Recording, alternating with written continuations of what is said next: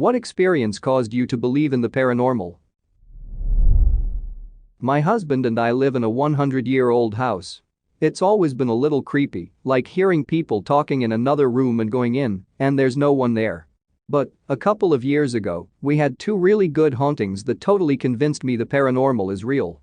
The first thing that happened was when I was sleeping on the living room floor in front of the TV because I hurt my back and was trying to get it to unkink. I woke up at 4 a.m. and I heard the mantel clock chime 4. I'm sure I was awake because I watched TV for a few minutes. I heard my husband walk into the room behind me, pick up the comforter and spoon behind me with his arm thrown over my waist. After a couple of minutes, it was like his arm weighed a ton. And he was throwing a lot of heat. Just about then, I heard my husband start snoring in the bedroom. I was like, ah snap, freaking terrified. So I counted to 3 and threw the cover off and ran. Woke him up and we looked, there was no one else in the house. I know there was something there though. The second time, we were both asleep in the bedroom at about 4 a.m. again. My husband says he woke up to hear two little girls talking. He could hear that they were playing jacks. He could hear the ball bouncing and the metal sound of the jacks on the wood floors. One of the little girls says to the other one, "Watch this." And she goes, "Mama, mama." And I sat straight up still asleep and said, "What baby? Once a mom, always a mom, right?" The little girls laughed because it worked. So he kind of shook me awake and I looked at him then at the doorway where the little girls were. They looked real except their outlines were wavering and they were almost black and white in coloring. They saw us both looking and laughed. Then the older girl grabbed the littler one's hand and they walked right through the bedroom wall and disappeared. When I was younger, my mom used to invite random neighborhood children over for dinner and parties so they could eat. At my sister's birthday party, everyone was outside getting ready to hit the piñata. My father noticed a girl sitting inside staring out the window at us. We have a large window beside the front door. He told me to go inside and ask her to come out and join the party. I ran up the walkway, looking at her through the window as I went towards the door, and then as soon as I passed through the doorway, losing sight of her for a few seconds, she was gone. My dad thought she had fallen. There's a couch in front of the window so he thought she fell on the couch. I looked around for her but couldn't find her so I told my dad. He helped me look for her but still nothing. No one else saw her except me and my dad. My mom said she didn't recall inviting any girls with our description of her. We forgot about it until some years later though, I don't really know exactly how many.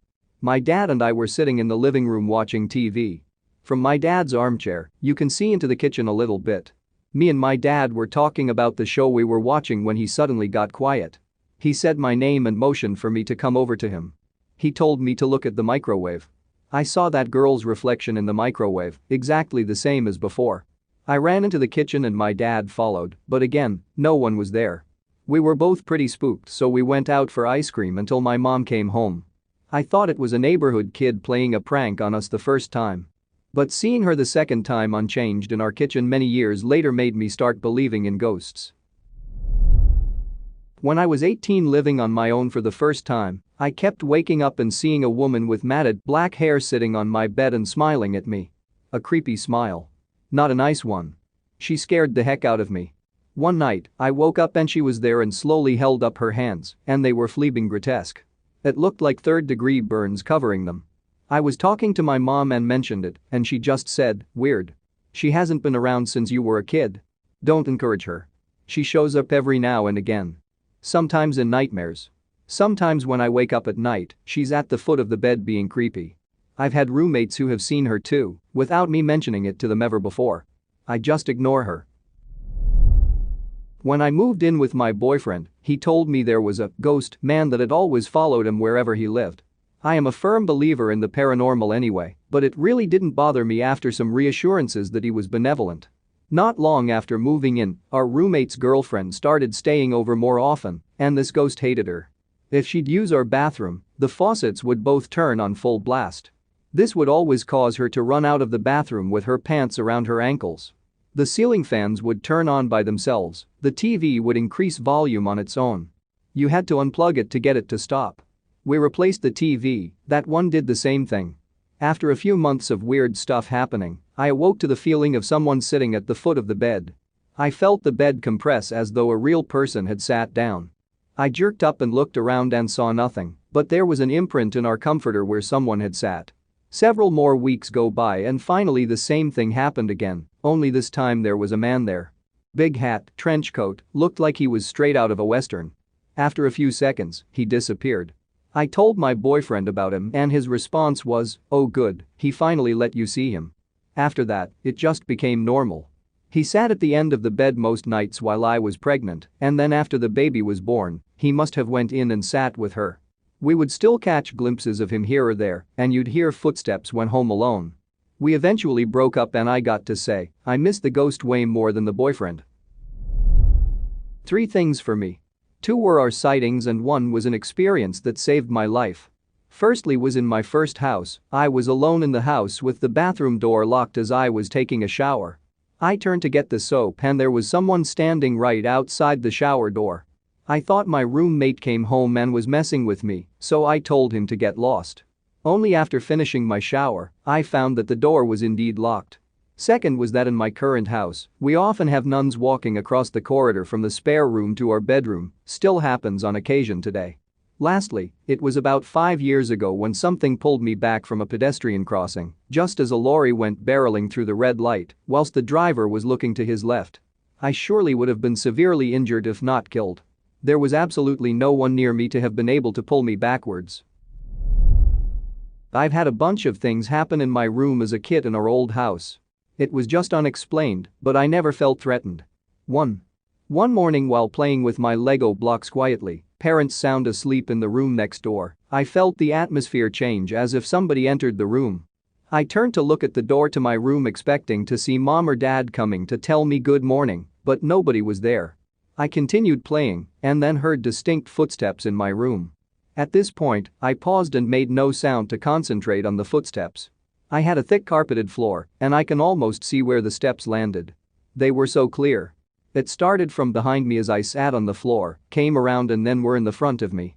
I freaked out and without explaining anything to my parents, I ran into their rooms and insisted to them it was just time to wake up. 2. I was asleep in the same bedroom one night, also at a young age, 7 to 8 years old, and my bed had this squeaky wooden frame that even if I rolled slightly, the bed would squeak loudly. A few times my dad would sneak into my room to say goodnight, but the game would be he would crawl to the foot of my bed and start shaking.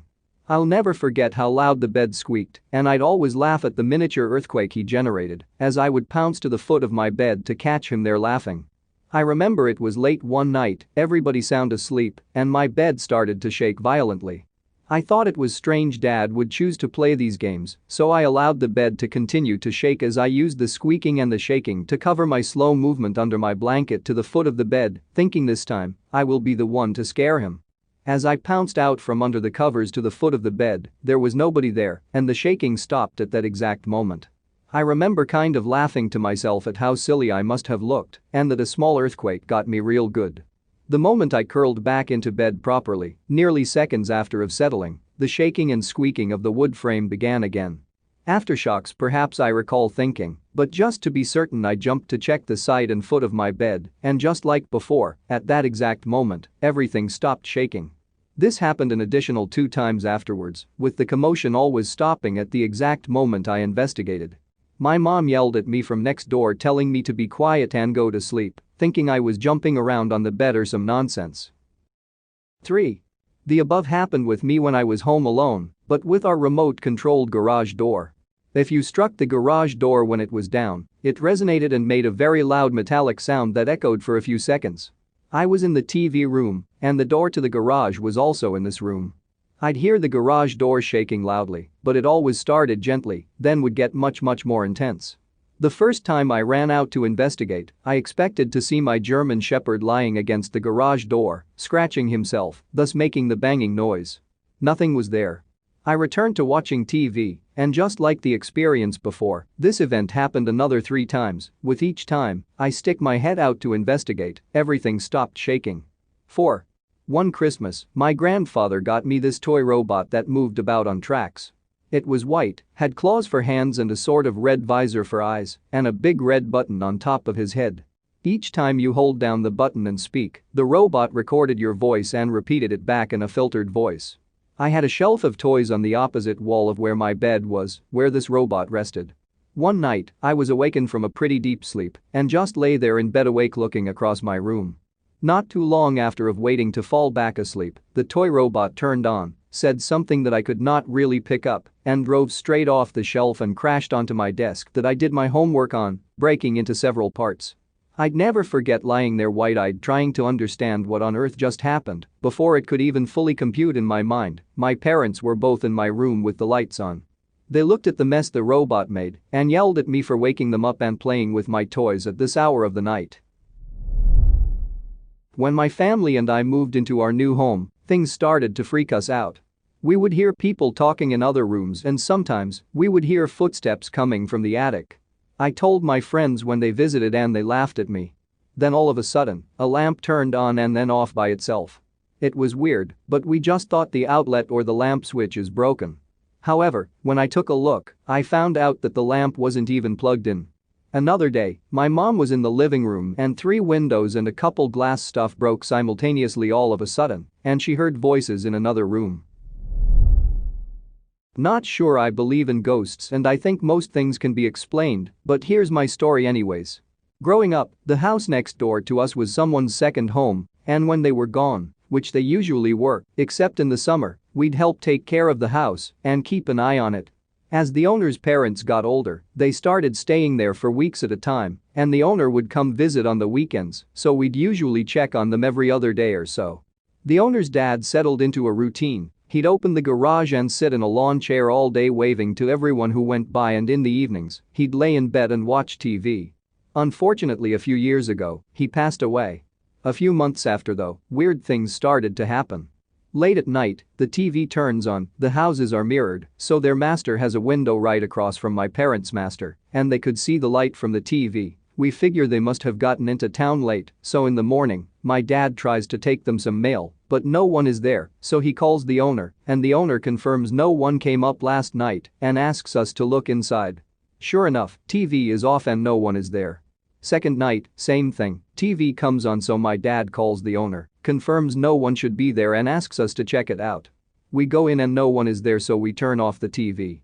Third night, same thing, but this time, I check to make sure there's no alarm for the TV set to turn it on and nothing.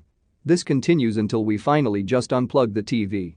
After the first night of no TV, we go again to the house to check and make sure they aren't having electrical issues that could have been turning the TV on somehow and might start a fire, and check the electrical panel by the garage, and we see the old lawn chair has been knocked off the shelf. We tell the owner and all of us just jokingly say it must be his dad who's bored, so we set the chair up by the driveway, and that's where it's been ever since.